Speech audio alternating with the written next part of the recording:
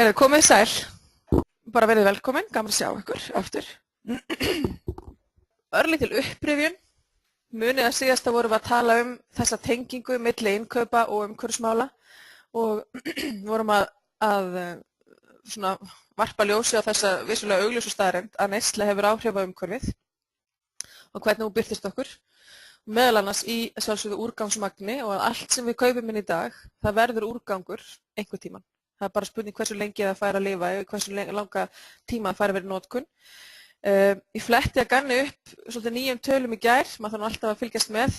Og þar sá ég að við framleiðslu á vöru, þá er að meðaltali svona 95% af hráefninu sem að verður úrgangur í framleiðslunni. Það er að segja 5% endar sem endanleg vara. Þetta var svona meðaltali, þetta er það mjög breytilegt. En þetta samt segir mann eitthvað. Og þar fann ég líka tölu það að það hefur áætlað að vörur sem við kaupum inn, 80% þeirra eru orðnar úrgangur eftir 6 mánuði. Þannig að vörurnar okkar lifa nú tiltölulega stutt, svona mesta magnið af því. Þannig að vöruval okkar er úrgangsval og við þurfum að huga að því þá hvað við erum að velja. Hverslags úrgang erum við raunin að búa til með okkar innkaupum.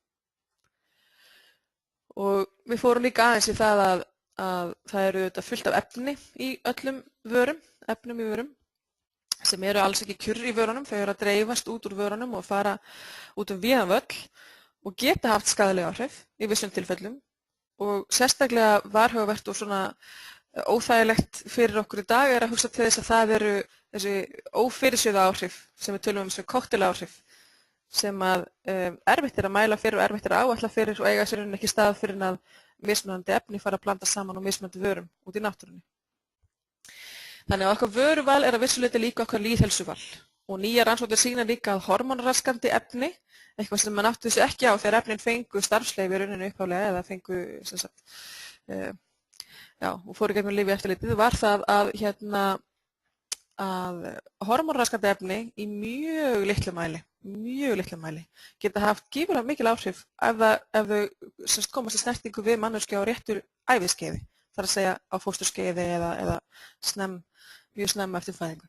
Þannig að svona hlutir eru mjög mikilvægir að velta fyrir þessu líka þegar við erum að velta fyrir hvað við erum að kaupa, hverslags vörur við að kaupa, hvaða efni eru í þeim, hvernig úrgangur aftur erum við að búa til. Við ræddum aðeins vistfræðilegt fótspor og það var nú svona aðeins bara til að menn áttu sig á því að við Íslendingar erum auðvitað að lifa allt of stórt, ef svo má segja. Við erum að nota allt of mikið með það sem er til af gæðum á jörðinni. Þannig að þetta var svona aðeins það sem við ræddum síðast, bara svona til að koma ykkur aðeins í gírinn. Og svo fór ég aðeins yfir umhverfismerki með ykkur. Hvað eru umhverfismerki, hvað eru ekki umhverfismerki, hvaða aðra tegundarmerkjum eru til og ræddum aðeins þessar áreiðanlegu tegundar umhverfismerkjum og hvað það felur í sér. Eftir að við spjallum saman síðast, urðu eitthvað vör við það að þið voru meira vakandi fyrir umhverfismerkjum? Þetta er svolítið spurningin nefnilega að einhver bendir manni bara á og þá fer maður að sjá þetta svolítið víða. Ég gerði svona óformlega könnun heima hjá mér daginn og taldi allar, þá var ég reynda bara að skoða svansvotta, ég leitaði öllu svansvottuði sem ég átti heima hjá mér. Og nú sjálfsög starfa ég við þetta og reyni að velja þetta svona að það hægt er. En bara á mínu heimili, þá var ég með svona 19-20 vörur. Og það eru bara klósettpappír, eldhúspappír, sjampó, sápa, en það var líka kaffifilter og bökunarpappír og svitaladreiðir og það til ótrúlega margt. Og ég var ekki að fara inn í geymslu, það leynast örugglega einhverjar málingadósur og svona. Þannig að þetta er svolítið leið maður bara fyrir að átta sig á þessu, þá fer maður að koma auga á þetta, þá fer þetta svona að poppa út á mann í búðunum og þá fer maður að velja þetta frekar. Nú, þá langar mig að byrja því að kíkja á brúna skjalið sem heitir aðgerðalisti fyrir innleiðingu vistvænna innkaupa. Þannig að mig langar að renna svona í gegnum það. Við förum bara í gegnum það svona, sjáðu þið. Bara spurningu fyrir spurningu, mér langar bara aðeins að heyra hvernig þið svöruðu og hvernig ykkur gekk með þetta.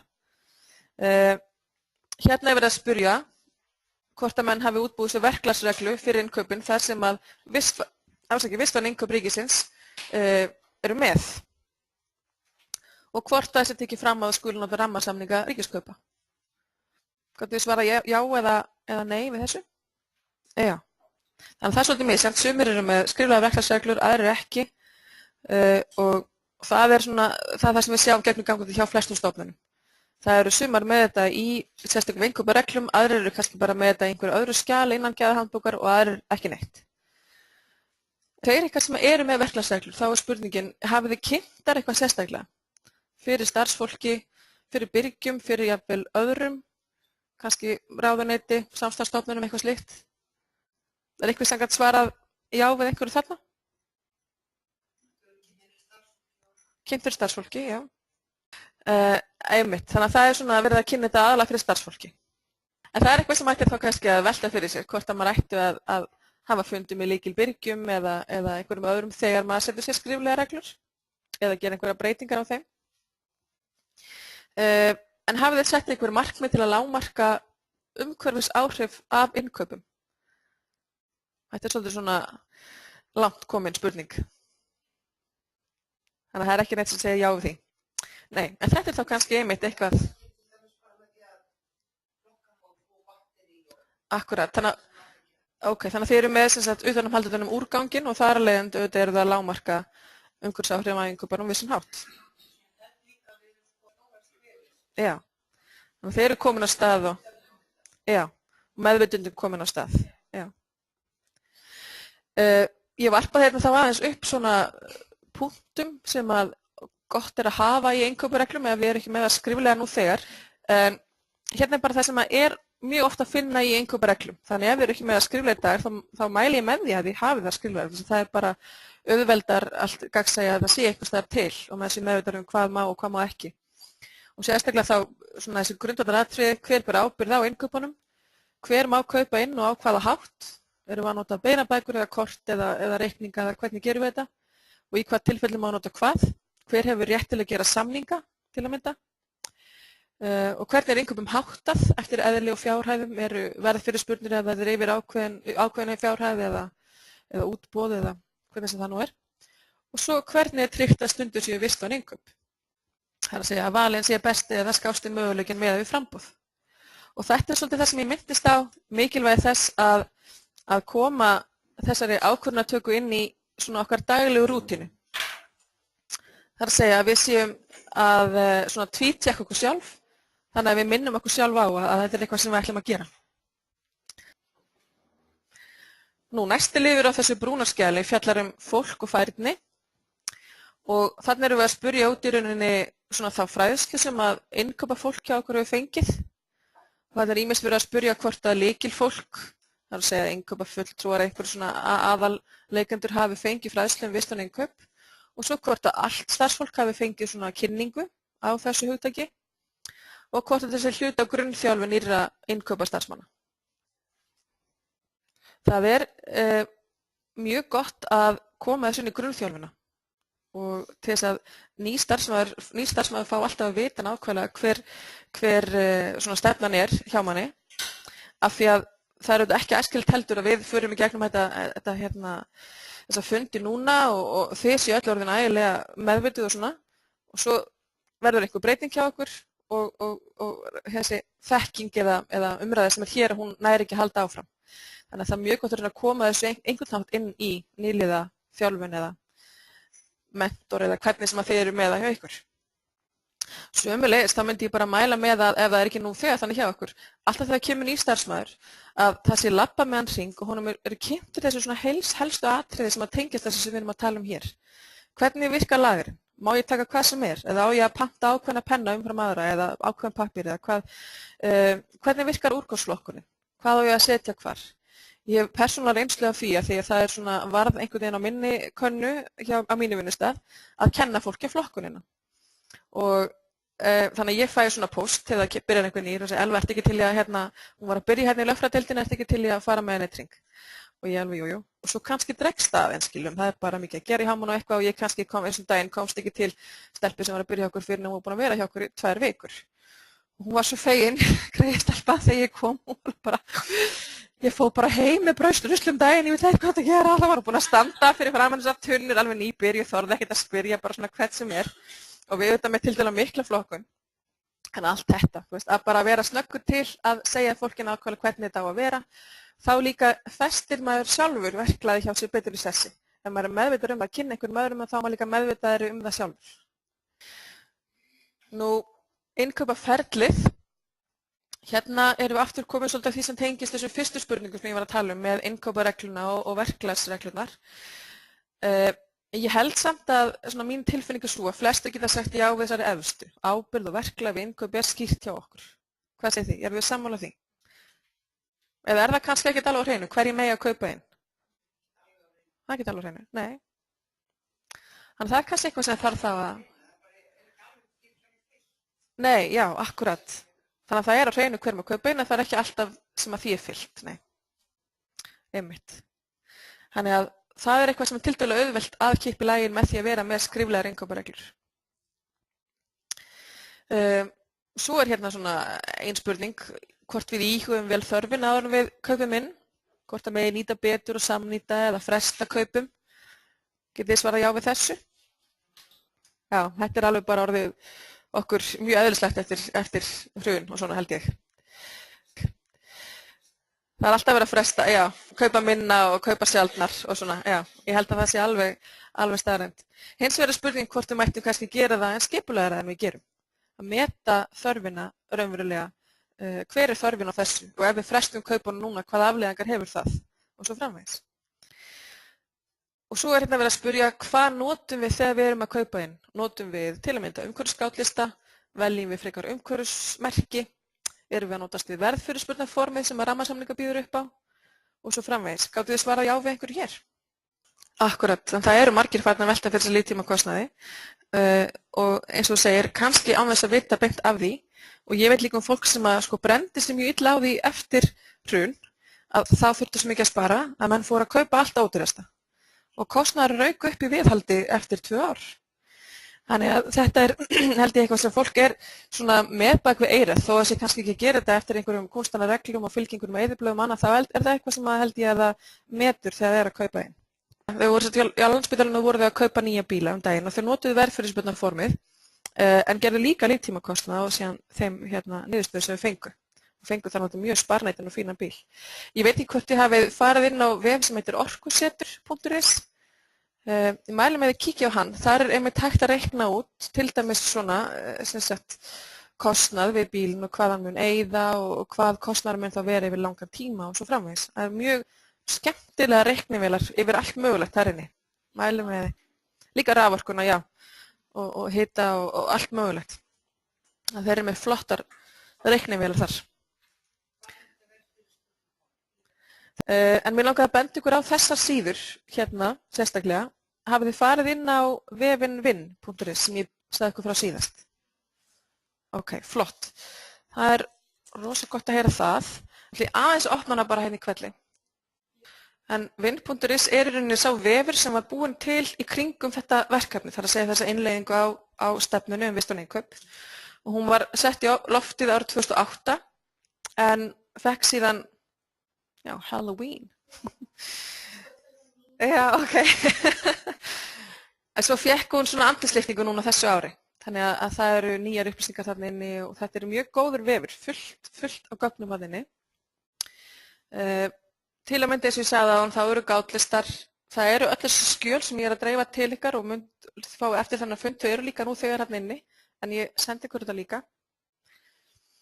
Ég er búin að opnast. Já, ok, þannig að þetta er vefurinn, hérna er lítið myndband, 2 mínútur, ef það er einhver sem að þið viljið sem að bara segir að þið sé að tala kínversku þegar þið tala vistvæn innkaup, þá getið þið aðeins bentum á að kíkja kannski á myndbandana. Hérna eru fréttir hérna á aðalsíðunni, forsíðunni og hér er allt mögulegt að koma á vistvænum innkaupum. Undir þessari síðu eru öll skjölin sem ég er búin að tala um, bréfið til Birgja og allt sem við erum búin að vera að fara yfir þar. Og umhverfisskilin eru hérna og fleira. Gátlistanir, mér langar að sýna ykkur þá. Segjum svo þið séu að kaupa inn bara, ljósaperur eða bara eitthvað og þið vilja aðeins fá aðstoð við það hvað á ég að kaupa, hvað er gott, fyrir utan bara það að velja umhverfismerkt, skiljiði. Hérna til dæmis veljið sparperu. Af hverju? Jú, því það duga 8 sinnum lengur en venjuleg glópera. En þegar þið veljið ykkur sparpera, þá þurfum líka að passa það að þið veljið þær sem eru merktar 10.000 ljóstímar eða lengur. Annars eru þær bara ekkert sérstaklega góðar. Og verulega góðar perur eiga endast 20.000 eða lengur. Þannig að hérna er svona bara fínir gátlista til að hafa aðeins við höndina þegar menn eru að kaupa inn. Þá ætla ég að kíkja aðeins líka inn á greip.is, að ég hef nú getið að opna þetta sömu. Þetta kemur hérna. Þetta er neytendavefur Umhverfisstofnunar og hann bara sem sagt tala beint til neytenda grannan lífstíl. Hérna eru upplýsingar samgöngur, meðgöngu, börn og garð og hávaða, heimili, snyrtivörur og hérna er mjög góð síða merkin, læra að þekkja merkin. Þannig hérna er alveg farið yfir nákvæmlega hvaða merki eru hvað, til að mynda segjum raftæki fyrir kannski kaupa ljósritunarvélar eða eitthvað slíkt, hvaða merkingar eru þá eitthvað sem maður ætti að skoða. Og hérna er vara sem efni, það er svona meira efni í neytendavörum. Og svo ætla ég að gefa Birnu orði hérna með ríkiskaupasíðuna. Komið sæl. Ég heiti Birna Guðrún Magnadóttir og starfa hérna hjá Ríkiskaupum í fræðslu- og kynningamálunum hér og þau ykkar sem hafa komið á rammasamningskynningar eða fá fréttabréfið okkar kannast nú kannski við nafnið. Ég ætlaði bara að kynna þetta rauninni örstutt fyrir ykkur. Ég reikna með að flest ykkar hafa nú eitthvað að skoða þetta, margir nota þetta mjög mikið en þetta er svona vefurinn okkar er orðið ég hikaði alltaf við að segja þetta lengi en það er búið að sannfæra mig það að þetta er bara þannig. Þetta er sem sagt stærsti upplýsingavefur landsins opinber innkaup. Þannig að upplýsingar lagaumhverfið, upplýsingar útboð, upplýsingar rammasamninga, allt sem ríkið er að kaupa og selja getið þið fundið hér. Rammasamningarnir eru svona það atriði sem að flestir eru að skoða og nýta mest. Þetta er nánast alla almenna rekstrarvöru. Þannig að ég ætla að sýna ykkur inn á það. Við reynum að setja þetta svona svolítið myndrænt fram en þetta sé aðeins auðveldara en komast náttúrulega strax að því að það sem að einum þykir auðvelt þykir öðrum ekkert augljóst sko. Að undir skrifstofan og skólinn, ef við opnum það aðeins, er ákveðin flokkar af rammasamningum og vöru og þjónustu.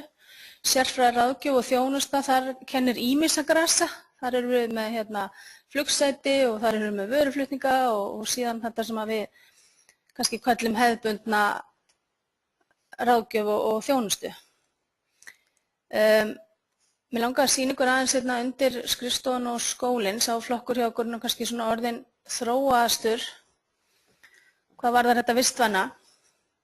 Að til dæmis þegar þið eru að skoða ljóstímapappírinn og farið þar inn, þá er þetta bara síðan þar sem að þeir sjáuð allt þennan samning, hvernig hann tók gildi, við hverju var samið, komist þið inn á síðurnar hjá viðkomandi, sjáuð þið tengiliðina og með því að smella hnappinn sem er alltaf fyrir neðan seljendurna, þá getið þið sendt fyrirspurn á alla þess aðila sem er í samningnum. Mér vantar 20 kassa pappír, bretti þess vegna og hvað getið þið boðið, eða annars hvert er verðið, eða ef þeir eru með einhverja sérþarfir að athuga hvort þeir getið listað fyrir ykkur. Já, þetta fer á alla í einu, þannig að ef að samningurinn er þannig uppbyggður að það er ekki allir að selja alla vöru í samningnum, þá eru við náttúrulega búin að segja þeim það að þeir verða að passa upp á það að þeir ekki að bjóða í eitthvað sem þeir eru ekki aðilar að.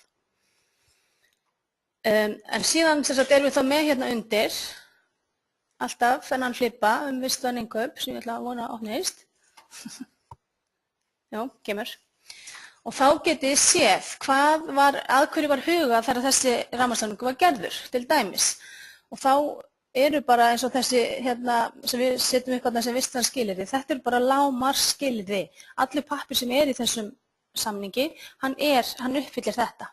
Þannig að ef það er verið að selja ykkur, þið eru í sambandi við þessar rammasamningsaðila og þið eru að fá pappír sem stenst þetta ekki, að þá eru það í rauninni verið svik. Þannig að þið ég þá rétt á að henda því hausinn aftur og fá það sem ykkur ber. Og þetta náttúrulega fyrir okkur var þetta sett upp sem gæðalágmörk en eru að sjálfsögðu að mörgu leyti líka vistvæn skilyrði. Og síðan reynum við að benda á hvað er þetta að skoða, meira þetta. Þetta er síðan í hvert einasta skipti sem við bjóðum út. Núna þá er þetta orðið vinnuregla í okkur, við erum búin að setja okkur markmið það að taka inn vinnskilyrði í öll útboð hjá okkur þar sem það er hægt. Og þetta er síðan er þetta nú bara rekur þetta sér nú nokkuð sjálft, þannig svona er þetta með flesta þessa samninga. Ég ætlaði aðeins að sýna ykkur þetta verðfyrirspurnaform sem var verið að tala um áðan, sem er ágætt. Verðkönnun eða verðfyrirspurn, þetta vefst svolítið fyrir fólki í rauninni. Hvenær er ég bara að kanna verð? Þegar þið notið hennar lilla hnapp undir rammasamningnum og sendið fyrirspurn bara hvað kostar bunta pappír samkvæmt rammasamningi, þá er það bara verðkönnun og er bara innan rammasamnings og ekkert mál. En síðan er náttúrulega fullt af vöru og þjónustu sem við erum að kaupa sem er engin rammasamningur til og þá notum við þetta verðfyrirspurnarform til þess að kaupa fyrir, ef þetta er ekki útboðsskylt, þetta er undir þeim mörkum öllum, en er ekki til rammasamningur að þá getum við notað þetta form sem að Ríkiskaup og Ríkisendurskoðun bjuggu til á sínum tíma. Og þið getið nálgast þetta á vefnum hjá okkur alltaf. Og þarna þegar við bjuggum þetta til fyrst, þá glemdum við alveg að spá í vistan innkaup, þannig að við vorum bara að spá í að þetta væri nú samkvæmt forminu og fólk væri að kanna hvernig það stæði að innkaupum og gæti staðið skil á því þegar ef að Ríkisendurskoðun kemur og segir af hverju keyptu að þessum birgja. Þá þurfið þið að rökstyðja ykkar birgjaval og þetta form aðstoðaði ykkur aðeins við það. En síðan náttúrulega þegar við hófum þetta samstarf með Umhverfisstofnun, þá áttum við okkur á því að það var mjög víða í efni sem við erum að dreifa og sem við erum að nota, þar sem hægt er að koma inn svona pínu áminningu, ertu búin að kanna þetta, ertu að tjekka á því að það sé verið að huga vistvænum innkaupum.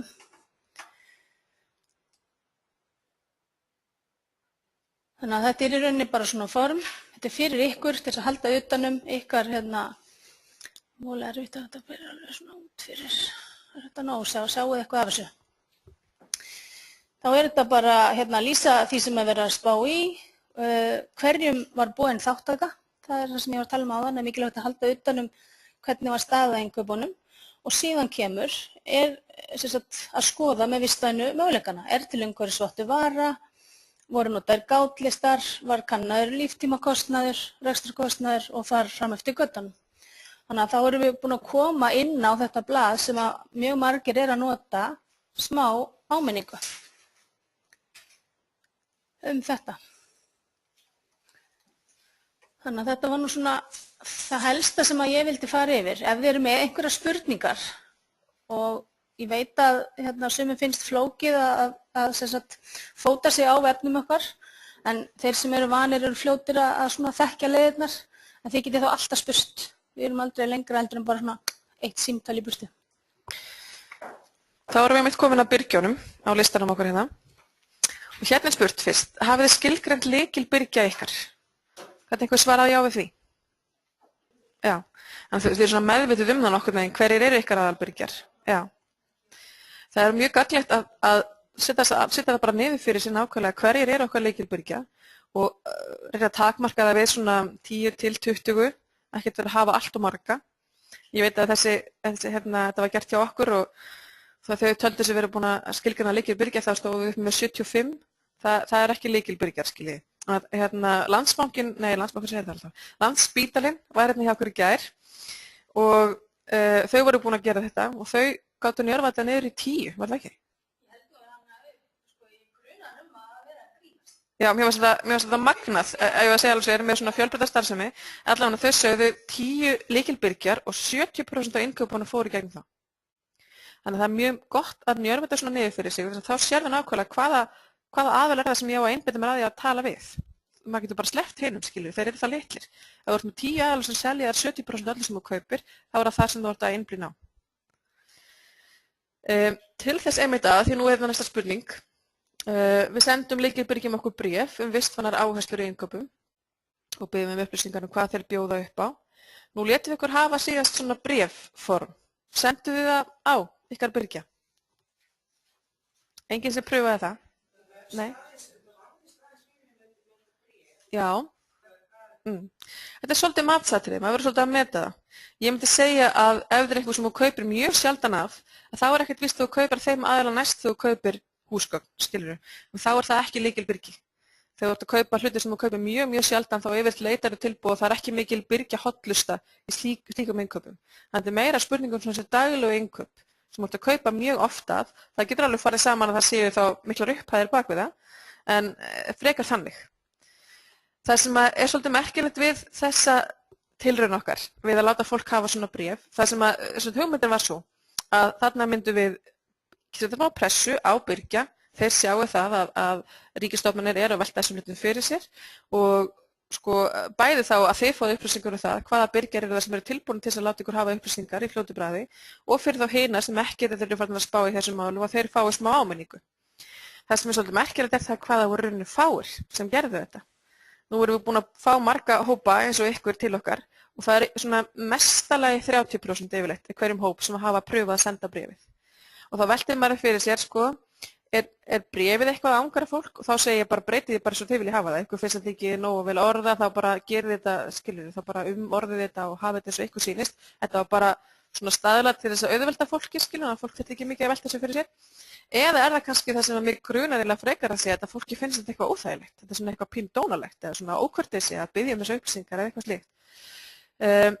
Kannski ég að misskilja það, en þannig allan upplifi ég það. Ég upplifi það að við séum aðeins og varkár gagnvart okkar byrgjum. Við séum ekki nógu duglega að segja bara við viljum fá þessar upplýsingar, takk fyrir pent. Skiljiði.